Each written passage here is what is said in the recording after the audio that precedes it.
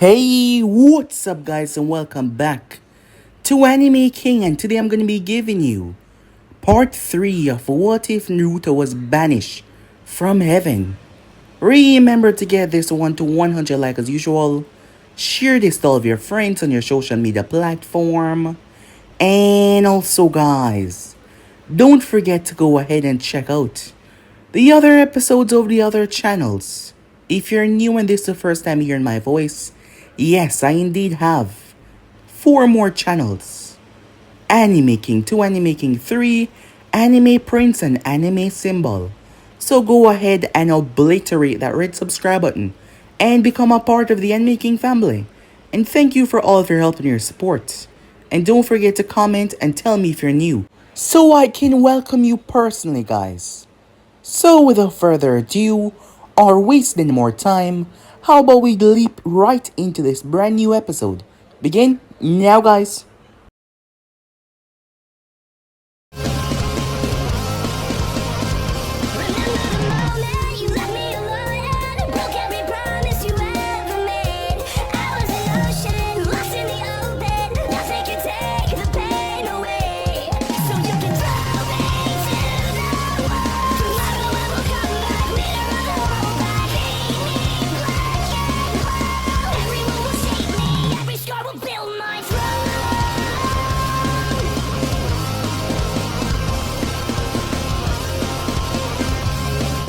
So the last time we left off, Naruto and Mito was with Tsunade and Shizune, as the both of them were examining his wings. She did not know if this was a bloodline trait. Tsunade has never seen anything like this, and she's been alive for quite a while now, in battle, war, and she's never seen anyone use this before. And given that she had the idea about their background and their parents as well, she was not sure where did Naruto get this from. His sister was unable to do it. As much as she tried, she failed every time. As for Orochimaru, he was able to find out that Konoha lost its Jinchuriki because of his spy that was currently residing in the village. He couldn't be any more happier to hear that. This was going to give him something big that he could use. He was going to spread the word, allowing the other nations to realize that Konoha has lost its greatest strength, and it is no longer as powerful as it once was. With all of the things going on, the Uchiha and all the others, it is safe to say that Konoha was tremendously weakened after this time. So yes, as for him, he was going to capture the Nine Tails and use it for his own good. No one would be able to stand in his way. With that, he made his way off. Meanwhile, Tsunade was called for help as they made their way towards the Land of Water. It was one of the many villages. As they got there, Naruto noticed something. It was the way that the people looked at them, with fear and uncertainty. Shizune had reminded him that because of the Civil War, people find it hard to trust new faces and outsiders. Yagura, the man that was leading said war against the bloodline users, was not a good man in the slightest. And people really fear him, so any new people showing up, it brought out this fear inside of them that they really cling to every time. As for this town, the mayor of this town, he was trying to help his people.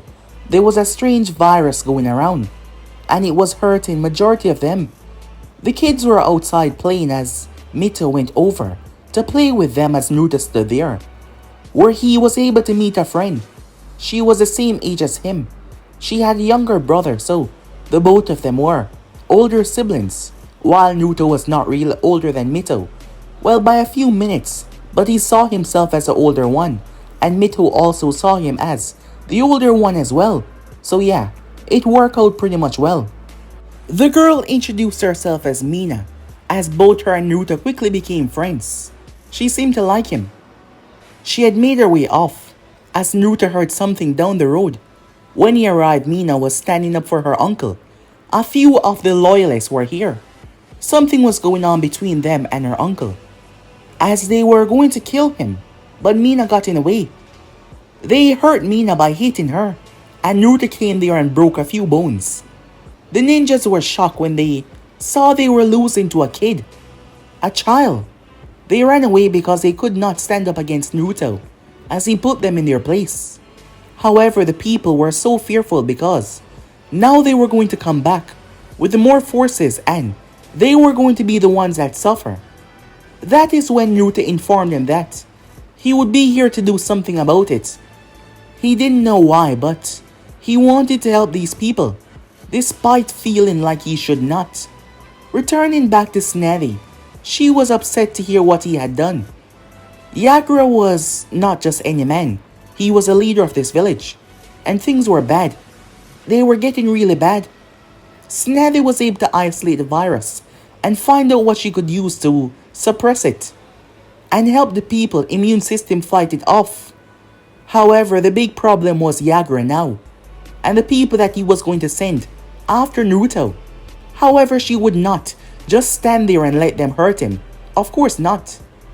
The big problem was Yagura came, and he wanted to make a deal with them. It turns out that he already knew that Snevy was here. In fact, he was going to make his way here anyway. And this was a good opportunity. He said that Naruto walked into the land of water and attack his people, therefore he should be punished, which is eventual death. However, there's another way. He would let it go if Snevy worked for him, help a few of his medics learn what she knew. However, she refused to do so.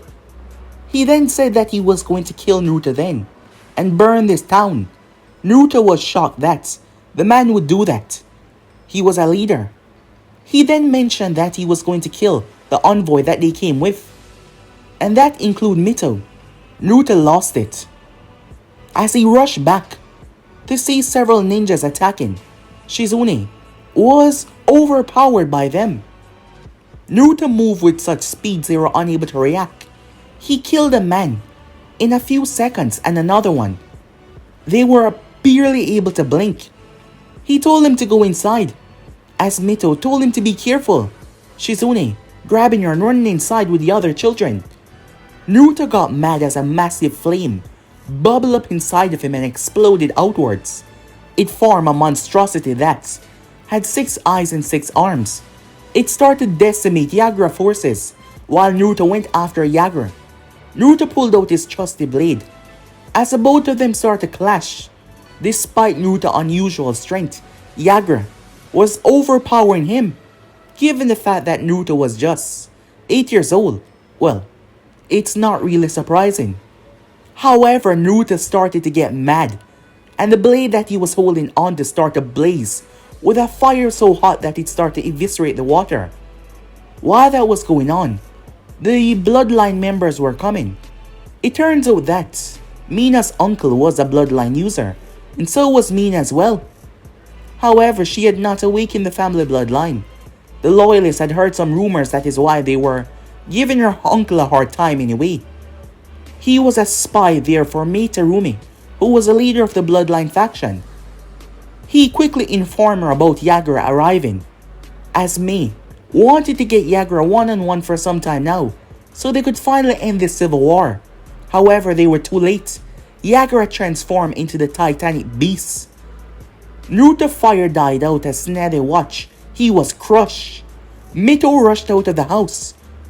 As she saw her brother in mid-air, she saw his wings before the 3 tails came crashing down on him. She ran to his side, tears in her eyes, as something then happened that shocked everyone, as they all came to an utter stop when they saw it. So yeah guys, basically let's let off. You guys can switch across and please check off yourself. And also guys, don't forget to go ahead and obliterate that red subscribe button and become a part of the Enemy King family. And thank you for all of your help and your support. So yeah, let's jump right into this. Begin now guys. We begin this episode with Orochimaru of the Sanin. The man was really busy. There was a lot to be done. A lot will take a long time to accomplish, but they still had to be done now. He was currently walking through a long hallway. There were 2 people beside him, two of his subordinates. Orochimaru suddenly felt an odd feeling. The two shinobis beside him seemed to not feel it. The next moment though, they both collapsed down. The Sannin blinked, confused by what the hell just happened, when someone started to step out of the shadow behind him. Orochimaru was shocked. He did not feel a person behind him. He did feel something strange a moment ago. However, he did not feel a person. For someone to be able to hide themselves so perfectly, despite the close range, this person was no joke. And what did he do to them, Orochimaru thought? He looked up with his snake eyes at the man. The first thing that he noticed was his eyes, his bright, grey eyes, which was truly unusual. He had wavy, dark hair that came down toward his shoulders. He was clad in a strange golden armor that fit his form perfectly. He had a sword that was strapped to his back. He had this feeling of holy divinity about him. His whole presence seemed to light up the room. This unbelievable power that radiated from him. But it was not completely pure. There was something else to it. What are you? The Sannin asked. He could tell from the moment he laid eyes on this being that he was not a human. What was he then? My origins are unimportant. All you need to know is, my name is Michael, and I have a proposition for you. Michael, the Sannin said. A rather unusual name. Michael stepped forward. How about we have this conversation somewhere? Well, not here, he said. He snapped his finger. Orochimaru was baffled. He found himself seated at a table seated for two. Michael was across the table. There was food. Food that Orochimaru has never seen before. Yet the aroma, the smell, was so captivating. Go ahead, Michael said. It's fresh. The Sannin reached down as he picked what seemed to be an apple and bit into it. The flavor was beyond anything that he's ever sunk his teeth into. Orochimaru did not need to eat much, but he wanted to eat. He was shocked. Wait, what the hell? Orochimaru knew himself, and he knew that he would never willingly take food from anyone, friend or foe, so why did he? This makes no sense. This man in front of him was just so compelling. I ask you again, Orochimaru said, placing down the apple. Who are you? And where are we? We're in a place that we're both safe to talk, he said. Can't afford for others to find out and listen in, he said to Orochimaru. Now, I said I have a proposition for you. I know you, Orochimaru the Sannin. I know what you seek, and that is true immortality. You wish to learn, you wish to understand. You wish to gaze into the eyes of the empty, to gaze past even the eyes of death, and remain eternally youthful, eternally untouched by time, to learn and consume all knowledge that this world has to offer. But what if I told you that the knowledge that you seek is just a speck on the spectrum? Michael raised his hand, and the ceiling vanished. Orochimaru's eyes widened as he saw worlds, universes, cosmos spreading right in front of him. The Sannin backed away, his eyes trying to understand what he was gazing at. He could tell that this was no illusion. This was true, divine power at its best. He didn't know how he knew that, but he was looking at something far beyond any reach that he could ever reach. What I have to offer you is the knowledge that no human has ever possessed or will possess. The knowledge that will separate you from your kind. The knowledge that will make you truly untouchable. As the ages pass, your name will be cemented in time, and that will never change. Neither will your grasp on time and reality, he said. Orochimaru narrowed his gaze. Why? Why would you offer me this? I've lived for a long time to know that nothing in this world is free. So again I ask, what are you? Isn't it obvious? A bright light encompassed Michael. Orochimaru backed away from him. I am what you would call a divine being. I am the Archangel, Michael. Archangel? The Sannin said confused. I'm sure that you read about it in books. Angels. However, I am a step above them. I am one of the strongest, he said, looking down toward the Sannin, who was unable to stand at the moment, feeling that divine presence. And I can offer you an insight in what this whole spectrum of life is, as long as you do me one favor. And what might that be? Orochimaru said. Oh, it's simple. I want you to kill someone for me. Orochimaru cocked the eyebrow at that. And why? He said, looking towards the so-called Archangel. You present yourself as this divine being, this all-powerful, unnatural, powerful being. And yet, you can't kill one simple person. Unfortunately, I can't. There are certain reasons why I can't take a step to end this miserable life. That is why I need you to do it. Without my involvement. And all you desire shall be completed. I will give you what you want. As Michael pulled out something, it was a diamond. A hexagon diamond. It was red and glowing. What's that? All you desire. He flicked it toward the Sannin. Orochimaru caught it. Orochimaru screamed as the thing burned into his palm and forced itself there. He tried to pluck it out until an unusual pulse resonated from it. It filled his body with such raw, uncontrollable power.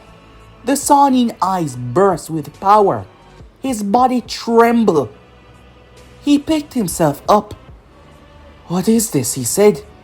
He felt amazing. That is all that you desire. I am the only one that can remove that from your palm. Do not do as I say.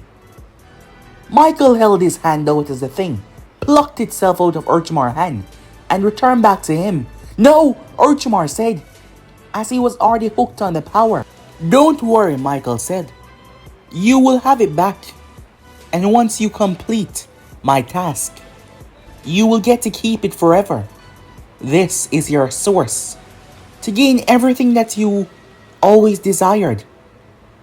Orochimaru picked himself up as he calmed down from that rush. Before I agree to anything that you have to offer, this person that you want me to execute, are they like you? Yes, unfortunately. They're also an Archangel. So how exactly am I going to end this person?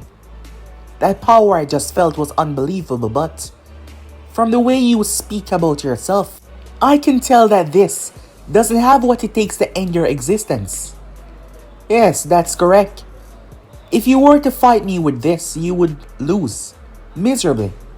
However, the person I'm sending you after is weakened severely.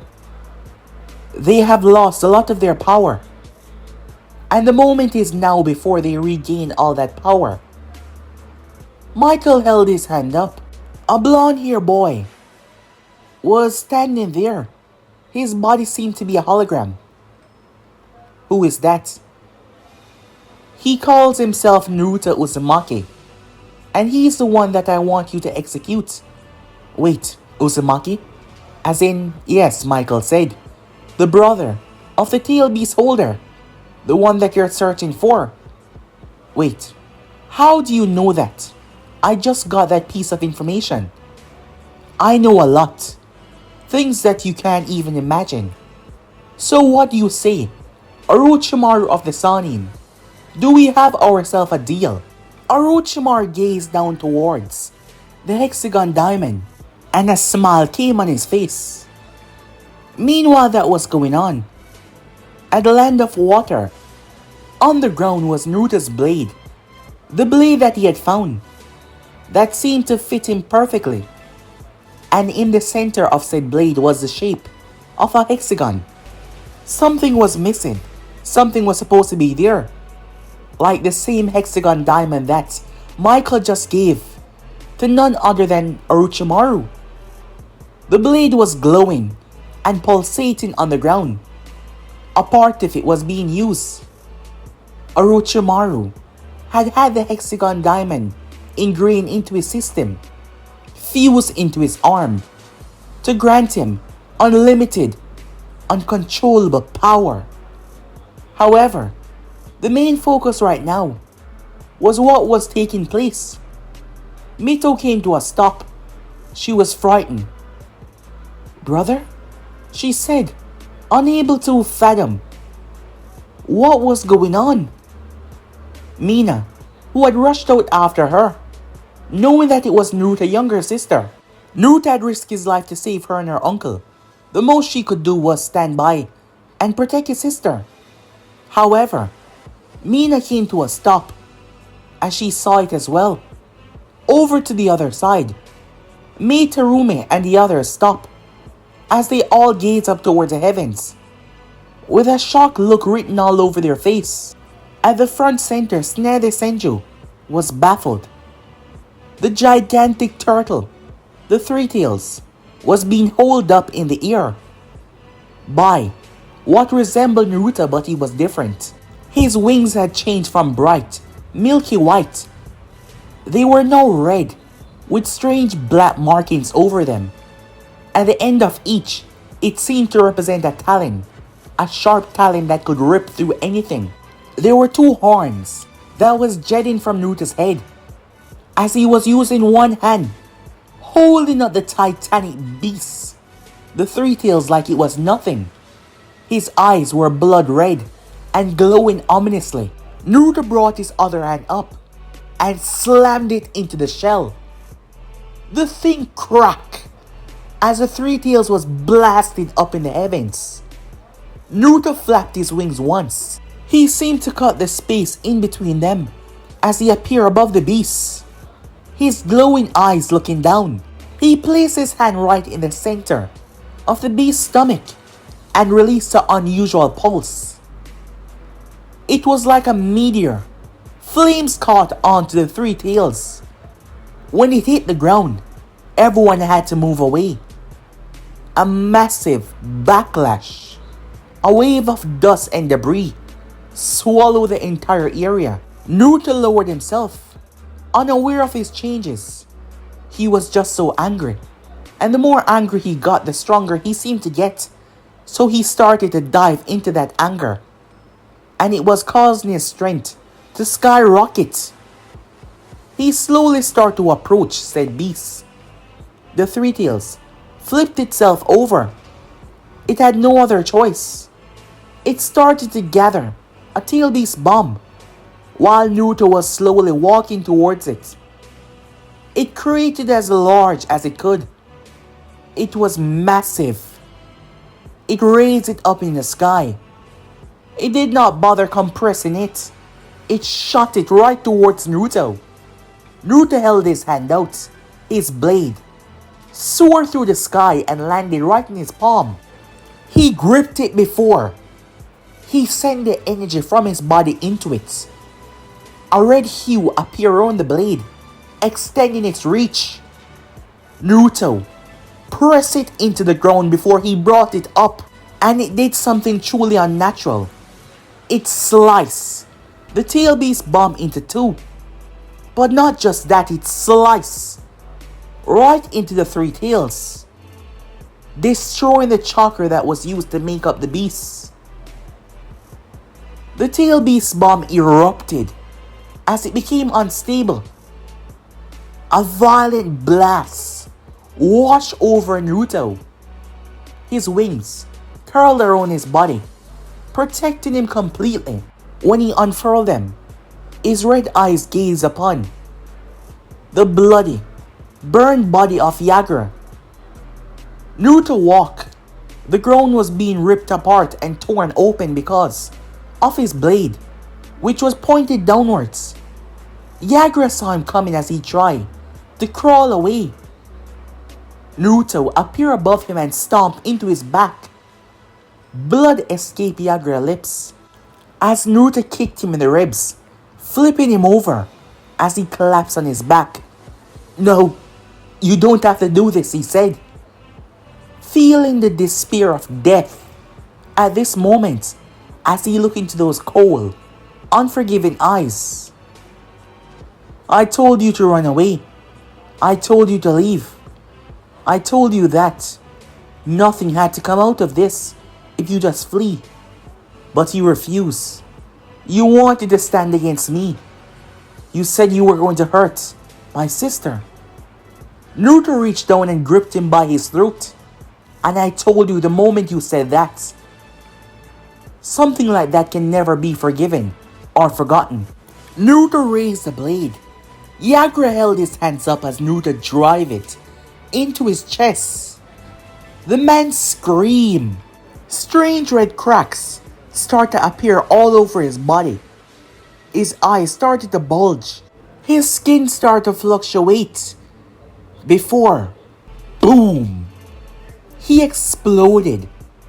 Blood and guts all over the place. Naruto wings coming up at the right moment to keep himself from being bloody. He flapped his wings as they flashed off the blood and guts. Naruto lifted up his hand, noticing strange markings. When he realized that it was all over his body, Naruto brought his wings in front of him. He blinked in shock. "What the hell?" he said, confused, as he just noticed. "Brother," he heard, as Naruto turned to see Mito rushing down towards them. She ran down as she paused a few feet away from him. Her eyes were watery. She leaped, jumping right into his embrace as she was crying. She was so worried as she was telling him that. His arms wrapped around her. "It's alright. I'm fine, see?" As he said that, the markings started to vanish. His wings, they broke through like they were covered by some sort of shell. His white fluffy wings that flap. The horns vanishing away from his forehead. His body was now back to normal. Snady came walking down. She was beyond shock to what had taken place. Naruto turned as he saw more of them. His gaze darkened quickly. Mei raised her hands. "We are not your enemies." "Who are you?" said Naruto. "We are a part of the Bloodline faction, and we've been fighting him for years now." She looked down towards the ground, where the remains of Yagura was. "And you just killed him," she said.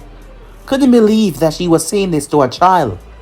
A child had killed their greatest enemy by himself. Was something like that even physically possible? It made absolutely no sense. As Naruto snapped his gaze up toward the sky, they all looked up as well, but nothing was there. A few feet higher than they could see, the woman was standing there. It seems like more and more of his power is returning. He was able to sense me. Her wings flapped as she took off at a speed that mortals could not even comprehend. And she was gone. Time skip. A week later. A lot happened in a week. With the death of Yagura, majority of his loyalists tried to make a move against the bloodline members who were flocking to the village. However, they were easily dealt with. Yagra was the biggest problem that the bloodline members had in their path. Naruto had found out that Mina was from one of those clans with a bloodline. That is why her uncle was in problem. She couldn't tell him anything though. She couldn't tell anyone otherwise. She risked having her family being executed. However, she was grateful. Naruto was able to do something that they've been trying to stop for many years now. As she couldn't believe it, it was finally over. Things could actually go back to normal. It wouldn't be easy, but things could actually go back to normal. Several people had met with Naruto. Maid Terumi was there. She was grateful to the boy. She even offered an olive branch for him to become a shinobi of this village. Him and his sister and Tsunade was even welcome as well to be their leader medic. However, Naruto kindly declined. The moment the news break, Konoha ninjas would be coming here. And if they found out about, well, them joining Kiri, it would be a buttload of problems. Because he would never be going back to Konoha. His sister was much better off out here with him. However, he was offered a place here whenever he was stopping by, for how grateful they all were. They did not question him much, as they saw that he did not want to reveal much about what happened in terms of his powers, that is. However, they had to go. Yes, they had to. There was no doubt that Konoha would be on their way the moment they heard the news.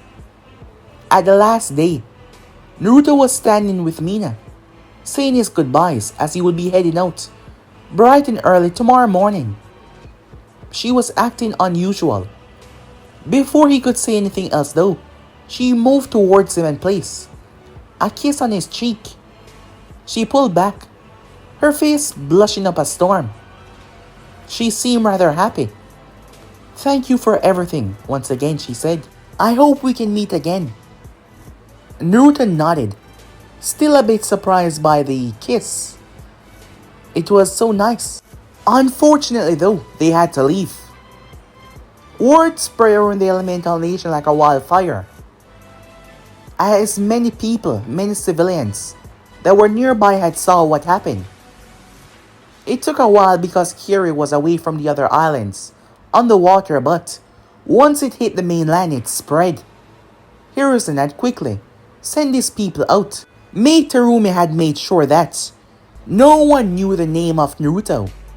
No one knew that he was Naruto Uzumaki, or did they know about Mito Uzumaki. However, the appearance was what caught Hiruzen's attention. But by the time his people got there, Naruto was long gone. The most shocking part though, Tsunade was with them. At least knowing that Hiruzen felt a bit happy. It seems that they have drummed up a friendship between one another. And if that is the case, Tsunade would be protecting them. However, given the recent information, it seems like he was right all along.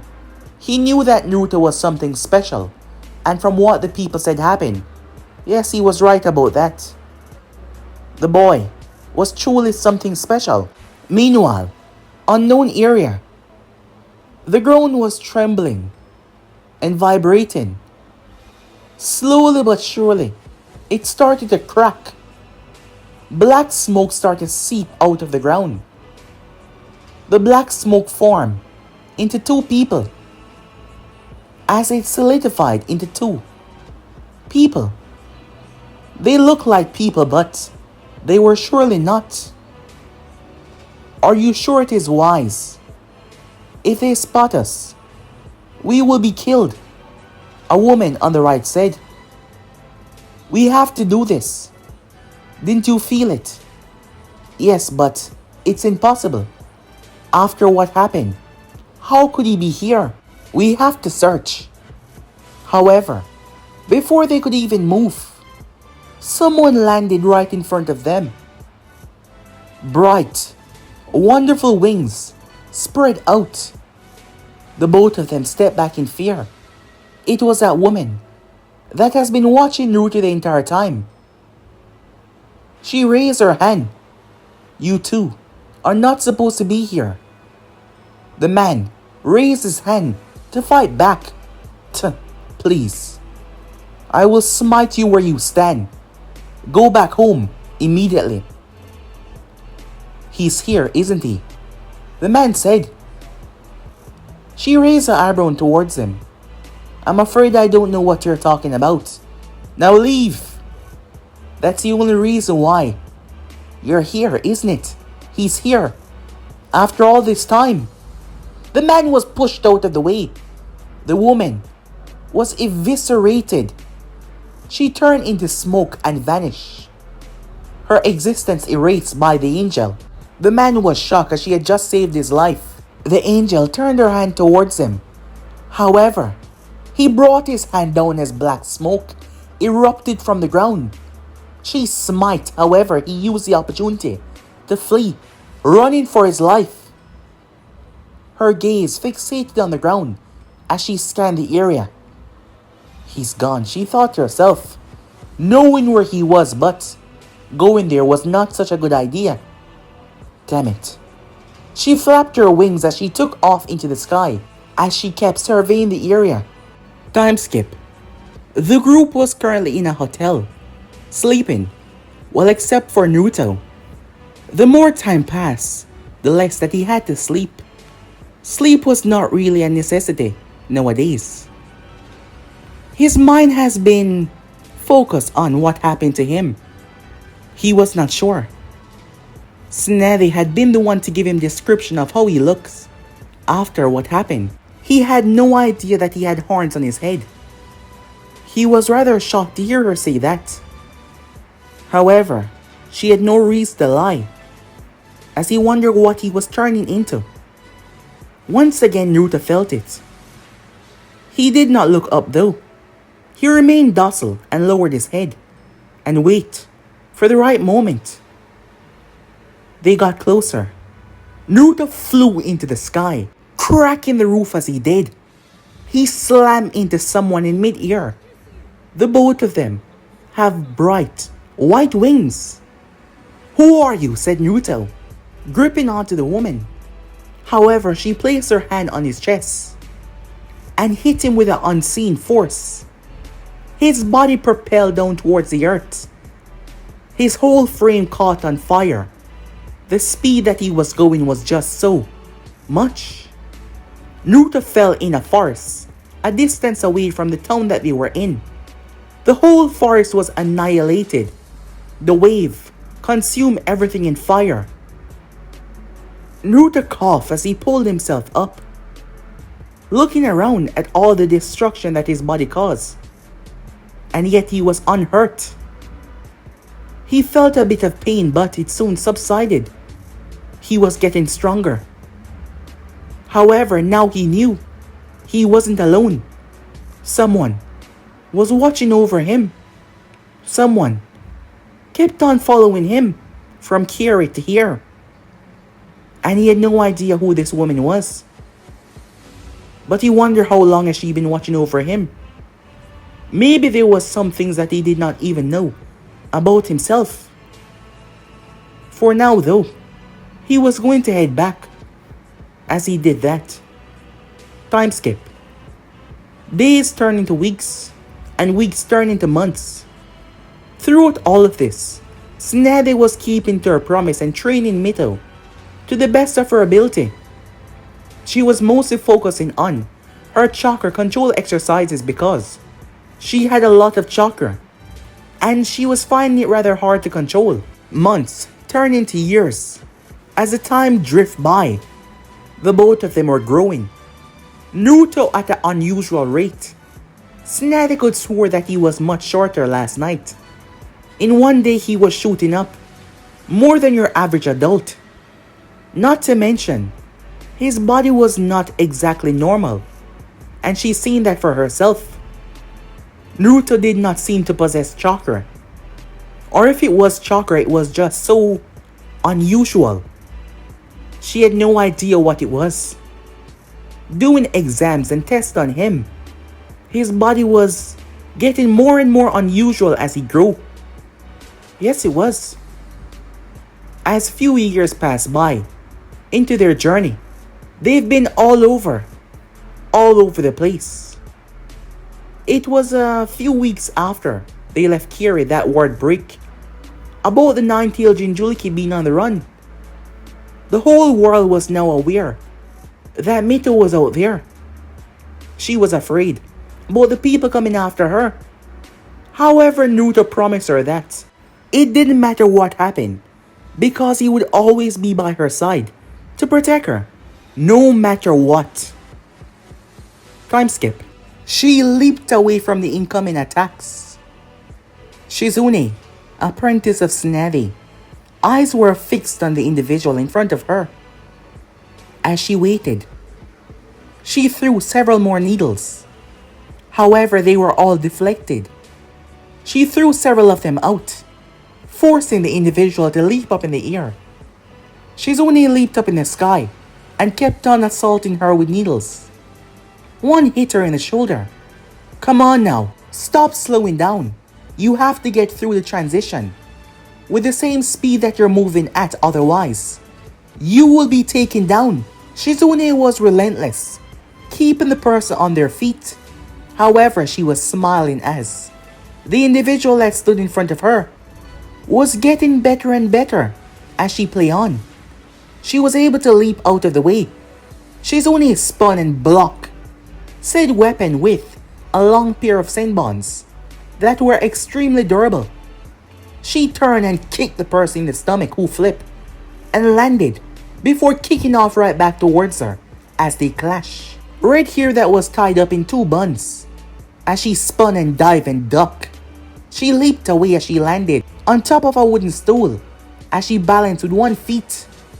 Her other feet was extended as Chakra was, connected the kunai to the bottom of her feet. She kicked her feet out. Shizune flipped in the air as the person clashed with her. The person was obviously Mito. Mito had grown in the past couple of years. She was now 13 years old. She had grown. She was standing at an impressive 5'1" for her age. Her hair had grown out as well. She tied the both of them in a bun. She was wearing a battle-style kimono with an obi tied around her waist, similar to what Tsunade wear, with comfortable footwear. They have been on the road for years now, stopping in nearby towns and doing a lot. She had gained a lot of experience fighting. She had grown more mature to understand the world around her. Not to mention, she had an interaction with the fox. The subject had came up and Tsunade had taught her how to meditate. However, the fox was hateful towards her. It seemed to despise her for reasons that she did not know. However, she figured that he did not like the situation as she did not like to be his host. He did not like to be her prisoner. However, she figured with time that the both of them could come to a understanding where they could both coexist. Yes, she had truly changed from that naive little girl that she was. Being on the road, she was forced to see what the world was truly capable of. Not to say that she has completely lost what made her Mito in the beginning. She was still smiling when the time called for it, but she knew when to get serious when it was necessary. The both of them finally came to a stop as Shizune handed her a towel, which she used to wipe her face off. Tsunade had taught all of her students on how to dodge. A medical ninja must always know how to dodge. Granted, Mito was not a medical ninja. Because of the fox, her chakra can never be used for medical ninja wise. But that didn't mean that there was not a lot that Tsunade could not teach her. And she has over the past couple of years. A whole lot. They had become one little family. The four of them. Well, five if you count Tonton. And you had to count Tonton. They had been to the mist a few times in the past couple of years. And Mei Terumi was an excellent leader. She was guiding the village back to what it once was. Far better than what it once was actually. And Naruto had met up with Mina once again. However, there was a problem with Naruto, and that was his looks and his overwhelming charm for the female population. It was only getting stronger and stronger. Tsunade nor Shizune was affected. Maybe it's because they've been around him for quite a while, but he has this aura, this way about him, this lust that he did not give off, but it seemed to just ooze out of him. And it heavily affect the female population. No one that was related to him though, like Mito, or someone that he's come to see as family. Shizune, Tsunade as well, and even little Tonton. Speaking of Naruto, oh, you don't have to do that. I'm quite capable of pain, he said. Oh, it's no problem. A handsome feller like yourself deserve to be spoiled every now and again. Well, thanks, Naruto said. I'll be sure to make this one of my public shopping spots. You do that. The woman, who was in her 20s, seemed to be flirting with the child. Well, she had no idea that he was a child. All the baby fat had disappeared out of his face. He was 13 years old, and yet he looked like he was in his late teens, maybe 19 or early 20s.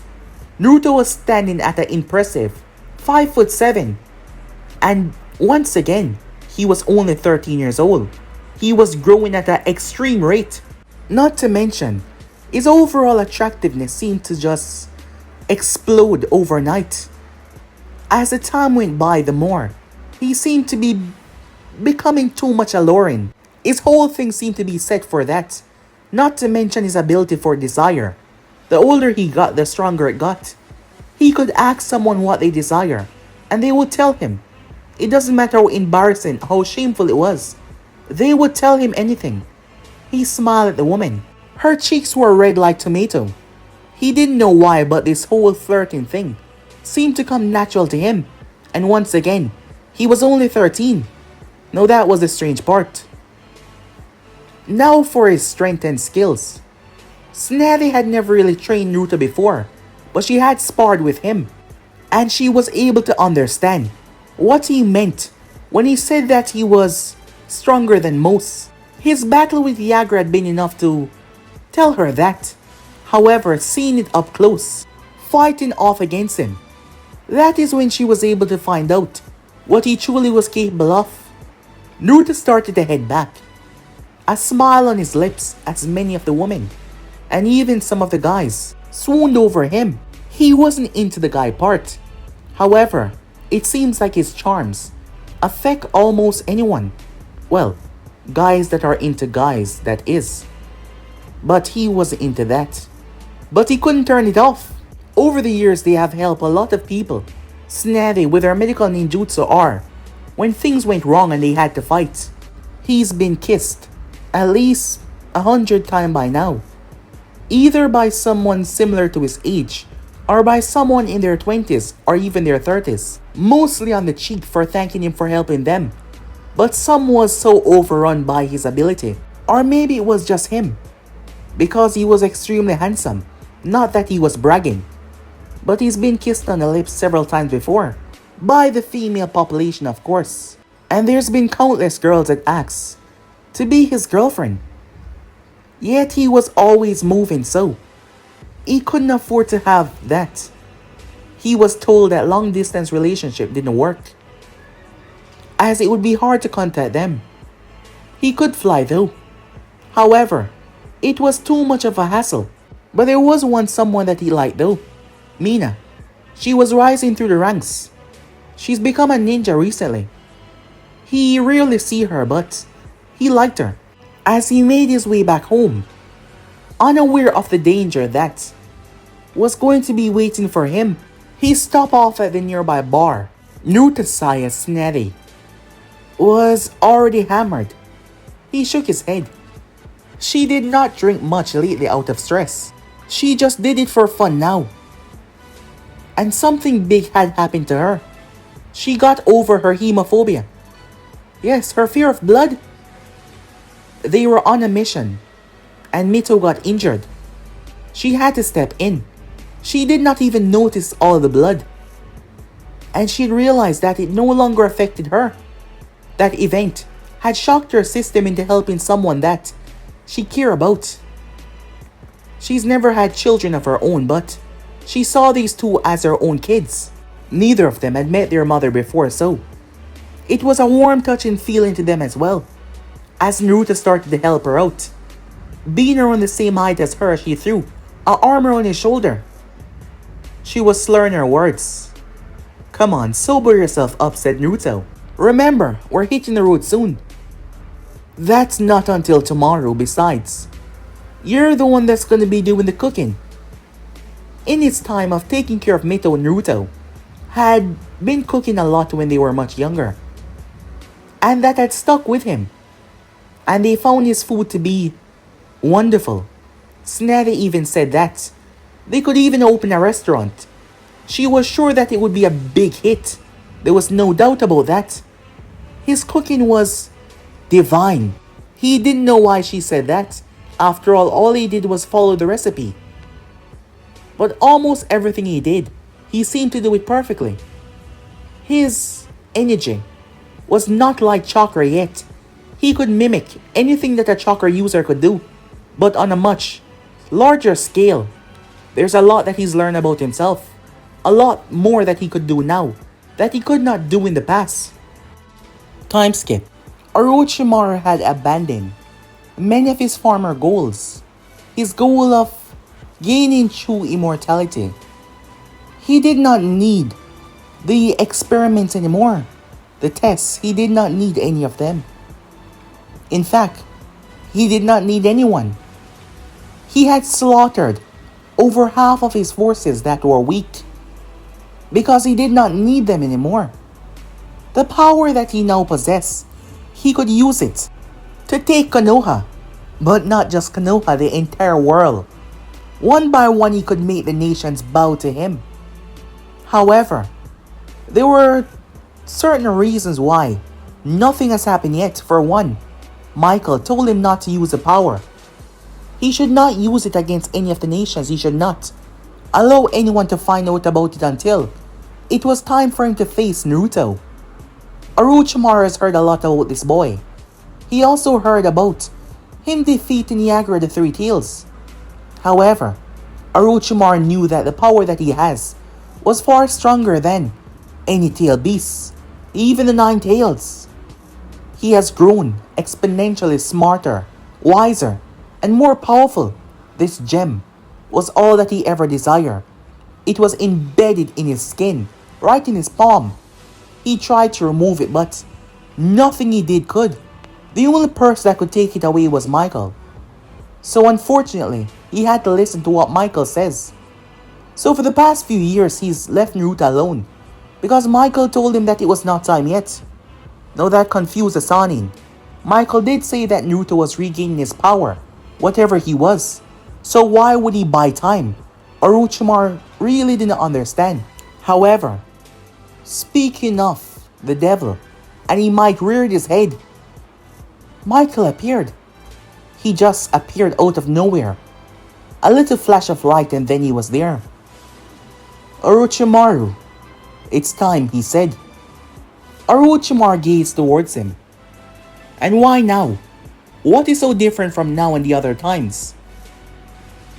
Michael did not answer him. "Get yourself ready. I know the exact location that he is located. You will go there, and you will annihilate him. And do not waste any time. You have to do this fast." "Why?" Orochimaru said. Michael turned towards him. "What have I told you about questioning me?" Orochimaru stood his grounds. "You're sending me to fight a being that has power similar to you. You will not tell me what he is, or what happened between the both of you that led you wanting his death. And yet you refuse to answer a simple question." Michael was gazing at him hard. "Do you want me to take that away from you?" "No," the Sanin quickly said. He had grown so attached to the thing. "Then do as I say, or else. Get yourself ready. You have 2 minutes." With that, Michael was gone. Meanwhile, as Naruto arrived towards the section that the girls were training at away from the village, so they would not catch many people's eyes. After all, they were hiding away from Konoha. They have been for the past couple of years. Not to say that Konoha could force him back.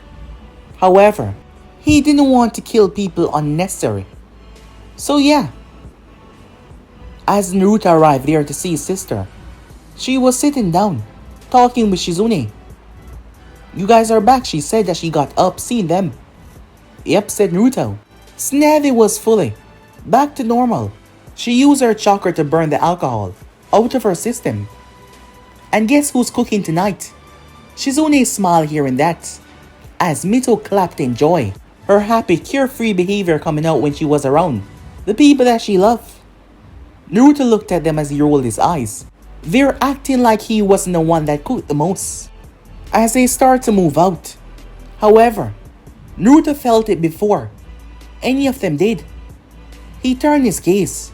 "What's wrong?" said Mito. "Someone just arrived." "Arrive?" Snapped the blink. "From where?" Well. It's been a long time, hasn't it?" That voice, Snappy said. Orochimaru stepped out of the foliage, walking calmly towards the group. Snappy clenched her fists. "Orochimaru, what are you doing here?" He simply smiled. "Is that any way to greet your old teammate?" he said to Snappy, after all these years of not seeing each other. "I asked you a question. What are you doing here?" "Well, it's simple, really. I'm here to He never got to finish the sentence.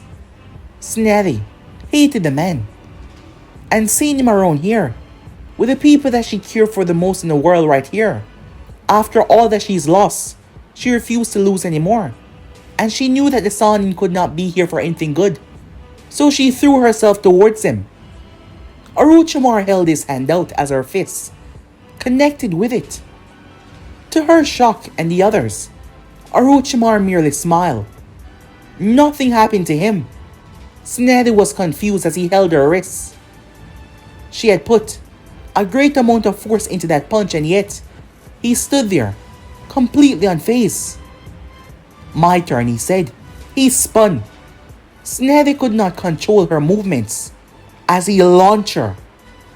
Her body smashed through at least 15 trees. However, Naruto beat her before she could hit the rock, as he caught her in his hand. Snappy was dazzled and shocked. "What the hell?" she said, feeling a bit of pain in her wrist mostly. He flew back there as he landed. He set her back down. Shizune pulled out her senmons. Orochimaru looked towards her and waved his hand. Naruto jumped in front of Shizune and slapped away the strange red force. Upon hitting the force away, it obliterated the forest. Shizune's eyes went wide. She couldn't believe it. If that had hit her, she would have been dead. Something is not right here. He's far stronger than he should be, Snappy said. We have to be very careful. She knew the Sanin was always after a goal. It seems he's finally achieved it. There was no way in hell that he could cancel out her fist that easily and threw her that hard with just a flick of his wrist. "Oh, you have no idea," Orochimaru said. Snappy blinked. He heard her, despite how quiet she spoke. "But that does not matter. I'm not here for you. I'm here for him." "Me?" said Naruto.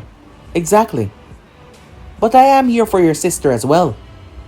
I'm gonna need the 9 tails. I think I'm gonna use it as my pet. But that involves ripping it out of her." Naruto's eyes turned dangerous. "What did you just say?" "I said, I'm gonna rip the 9 tails out of your sister and use it as a pet." Naruto's eyes turned red instantly. Orochimaru smiled. "No, that's what I was looking for. You know, he want me to kill you quickly, but I've been experimenting and testing out these powers for a couple of years now. And I really want to push them to their limits, Orochimaru said with a big grin on his face. So how about it, huh? How about we have some fun? Naruto reached behind him and pulled out his blade. Fun. That's what you want to have, said Naruto. His voice was devoid of emotions as he spoke. As he stepped forward, he glanced towards Tsunade and gave her a look. Despite being a Sannin herself, she could tell that something was wrong, more so when Orochimaru raised his arms. A dark red aura swallowed his whole body. The place cracked. Trees were being ripped apart. The ground was being torn to sunder. Naruto stood there though, unaffected by it. The others had to hunker down. The Sannin was maliciously grinning. He seemed happy, excited, overjoyed. Well then, Naruto Uzumaki, shall we begin? The both of them vanished from their spot, and they met in mid-air. Boom! Meanwhile, Michael was watching the whole thing. He already knew that Orochimaru was cocky, and he knew the Sannin was going to drag the fight out. Michael had made sure that no one else could intervene. That is why he had Orochimaru wait for so long. Because there were others that would question his motives, while he could easily shut them up. That would just cause the others to look at him away. And while he was greater than all of them, it still would not help his overall image. After all, he was going to be taken over. Once Naruto was dead, he was going to be the one that is going to lead everything. Father made a mistake, believing that he could change. The others believing that he was doing good on earth, when all he's been his entire life was a monster. Just because he's done some good now, people believe that he deserves anything. But Michael refused to believe that. And once he was dead and gone, he will be the one that will rule. No more obstacle in his way. After all, Father was gone, and he wasn't coming back. He will become their new father, their new leader, their new god. But guys, we end subscribe right here. If you want to see the next part, do like, subscribe, comment down below, turn on that bell notification, stay posted. Remember to share all of your friends in your social media platform. But I'm off now, see you guys soon. Peace.